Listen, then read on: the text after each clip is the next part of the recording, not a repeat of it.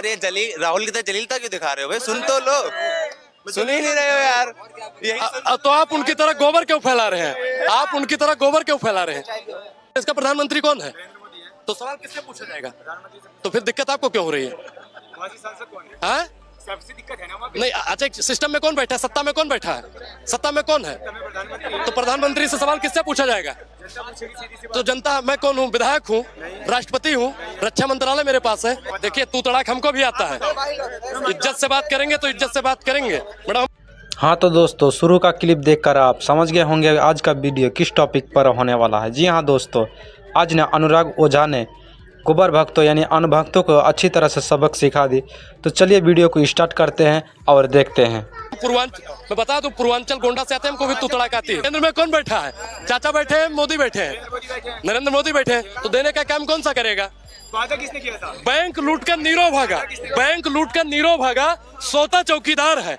अब कुछ भी पूछो, एक ही उत्तर, नेहरू जिम्मेदार है। अभी अमेठी में जो घटना हुई ना, मैं कह रहा हूँ देश के प्रधानमंत्री राहुल गांधी को इस्तीफा देना चाहिए, देश के रक्षा मंत्री अखिलेश यादव को भी इस्तीफा देना चाहिए ना। बात तो सही है। हार कर भी जीत गई, क्यों ऐसा? मैडम आपने एक गाना सुना होगा, सनय सनय अहम जिंदगी भ्याम गच्छति। अब हिंदी में है कि धीरे धीरे से मेरी जिंदगी में आना और स्लो डाटा देकर बीजेपी को जिताना। गजब बेइज्जती है। आयोग स्लो डाटा दे रहा था। सुबह जब बैलेट पेपर से गिनती हो रही थी तब भाजपा का सुपड़ा साफ था, 70+ जा रहे थे। और जैसे ही ईवीएम खुलता है, तो नायब सन्नी जी ने क्या कहा था, अभी तो ईवीएम खुलने दो, फिर देखते हैं। यही नहीं, अभी और सुनिए। और भारतीय जनता पार्टी का वर्चस्व हरियाणा से खत्म है। वहाँ का किसान मैडम, जनाधार जो हमको मिला, हम सहमत हैं, लेकिन अब अगले 5 साल तक किसान फिर उसी प्रताड़ना को झेलता रहेगा, पहलवान उसी प्रताड़ना को झेलता रहेगा, और युवा फिर अग्निवीर बनकर शहीद होता रहेगा। लेकिन अब की बार तो भाजपा ने वादा कर दिया था ना कि अग्निवीर वालों को परमानेंट जॉब दे देंगे यहाँ पे। एक गांव के हमारे कहावत थी कि गधे के बात का, मतलब गधे के लात का और मोदी जी के बात का विश्वास नहीं किन जात है।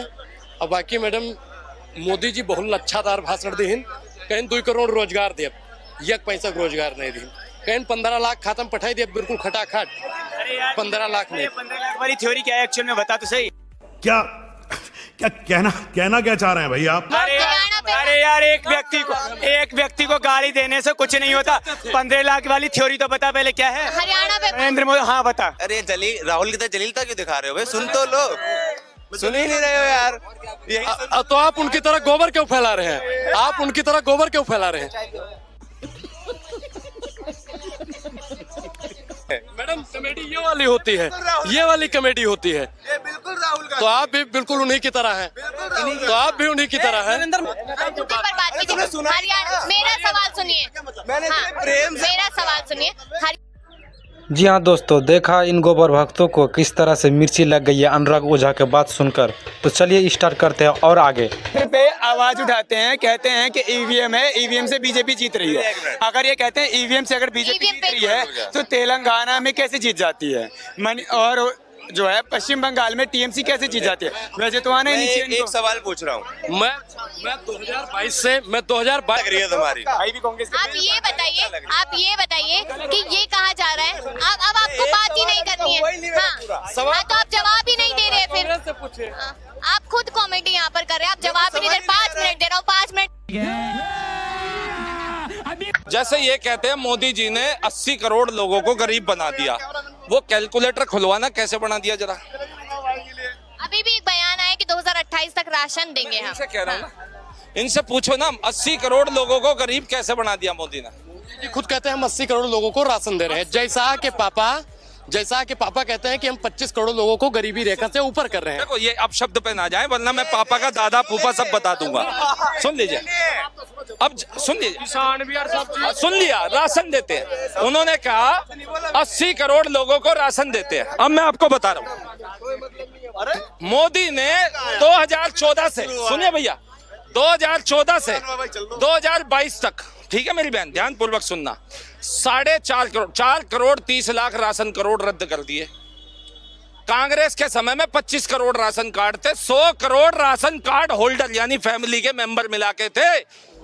तो इस हिसाब से तो 20 करोड़ लोग कम किए हैं ना कांग्रेस ने। और उसका मैं बताऊंगा 2011 में सेंसस जो जनगणना थी तमिलनाडु की, सीएजी रिपोर्ट कहती है तमिलनाडु की जनसंख्या थी 7.21 करोड़।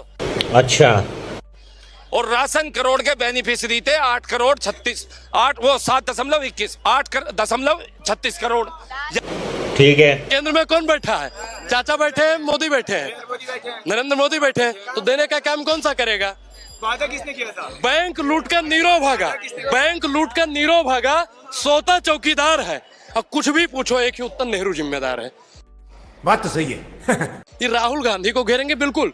मैं तो कह रहा हूँ कि सुनिए, राहुल गांधी जी, अभी अमेठी में जो घटना हुई ना, मैं कह रहा हूँ देश के प्रधानमंत्री राहुल गांधी को इस्तीफा देना चाहिए, देश के रक्षा मंत्री अखिलेश यादव को भी इस्तीफा देना चाहिए तो ना? जी हाँ दोस्तों, इन अनुभक्तों को अच्छी तरह से सबक सिखाई अनुराग ओझा ने। इसी प्रकार के वीडियो हमारे आते रहेंगे, तो हमारे चैनल को कर लीजिए सब्सक्राइब, और वीडियो अच्छी लगी हो तो लाइक कीजिए, और इसी प्रकार के वीडियो को देखने के लिए हमारे चैनल को सब्सक्राइब कीजिए। मिलते हैं अगले वीडियो पर, धन्यवाद।